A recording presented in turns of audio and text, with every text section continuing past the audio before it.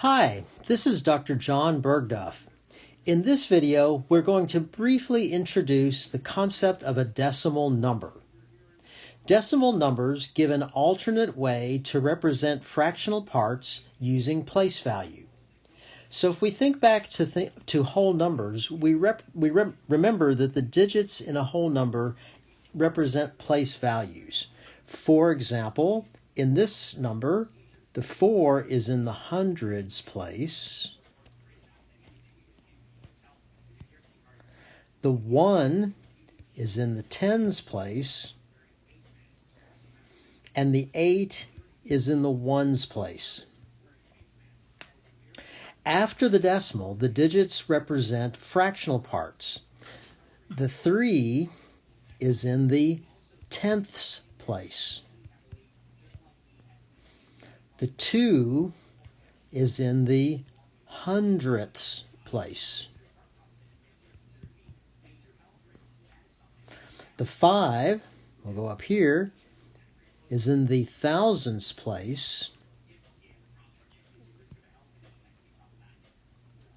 Let me rewrite that. That kind of ran out of space.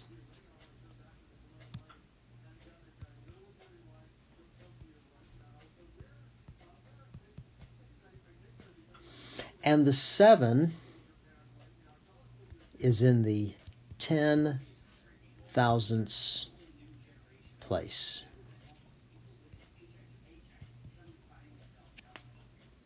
If we were to look at that a little bit more carefully, we could write out the expanded form to emphasize these place values.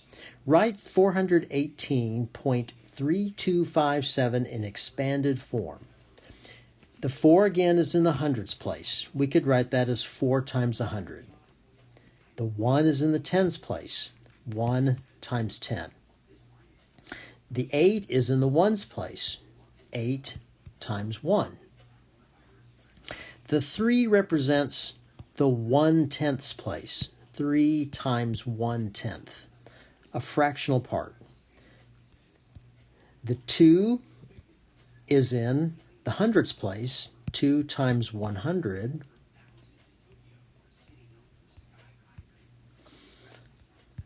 The 5 is in the thousandths place. 5 times 1,000. And the 5 is in the 10,000ths place. 5 times 1 over 10,000. And that emphasizes the place value for each digit. Now you might remember that we can represent these place values using powers of 10 as well. The 100, for example, is 10 squared. 10 is 10 to the first power. And we learned that 1 can be represented as 10 to the 0 power. What does that do with the fraction parts? Well, if you look at the pattern in the exponents, notice that the exponents are decreasing as we move to the smaller place value, from hundreds, where the exponent is 2, to tens, where the exponent is 1, to ones, where the exponent is 0. If that pattern were to continue, that would lead us to think that maybe we should represent the 1/10th as 10 to the negative 1 power. And in fact, that is a definition or a convention that we use. The idea is that if we have 10 raised to any negative power, that's the same thing as 1 over 10 to the corresponding positive power. So 10 to the negative 1 is 1/10, 1 over 10 to the 1. 10 to the negative 2, sorry about that, is 1 over 100. So I can take the number 418.3257 and write that more fully in expanded form like this. 4 times 10 squared, that's the 4 times 100, plus 1 times 10 to the 1, plus 8 times 10 to the 0, plus 3 times 1/10, that's 3 times 10 to the minus 1. 1 over 100, the hundredths place would be 2 times 10 to the minus 2. And the exponents continue to go down. 5 times 10 to the minus 3. 7 times 10 to the minus 4. Straight mark there. Let me fix that. There we go. That is referred to as expanded form using powers of 10. And that helps us to understand basically what is meant by a decimal number. Now, a decimal number written as a decimal is hard to read in that you don't communicate in words the place value that is indicated. Let's take a look at this number, 15.37 was the way we might say it directly, and interpret it better by restating it in words emphasizing place value. Let's take a look at this number in expanded form a little bit more carefully. Actually, I'm not too interested in the 15 that precedes the decimal. I want to focus on the decimal places after that this is 3 times 1/10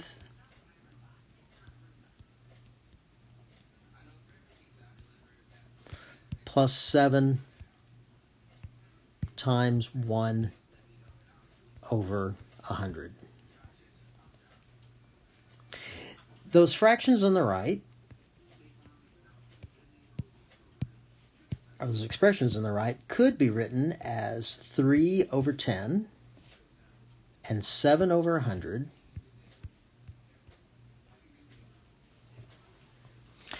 And thinking back to our work with fractions, those two fractions could be combined into a single fraction by finding a common denominator.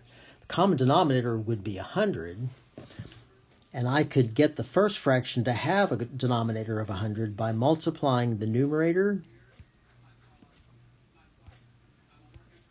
and the denominator by 10. That makes this expression 15 plus 30 over 100 plus 7 over 100, or 15 and 37 100ths. Now, if we look at what I wrote up here, it will hopefully make some sense.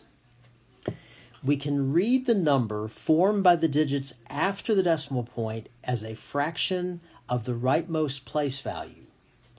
So look at the 0.37 as 37 and focus on the rightmost place value, which is hundredths, and you can see by the mathematics that we've done here that 0.37 is 37 hundredths. So we could say this in words as 15, and when we encounter the decimal point, we say the word and 37, and I've run myself out of space, hundredths.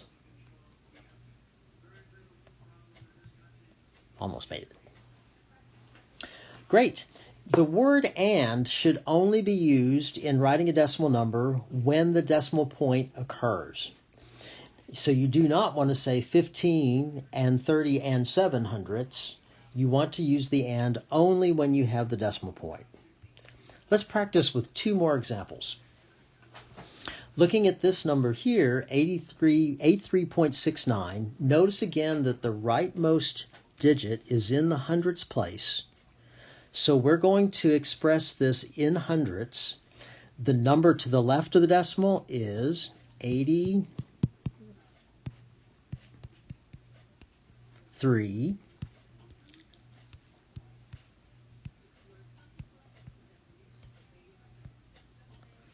Excuse me. Where we have the decimal point, we'll say the word and follow that with 69 hundredths.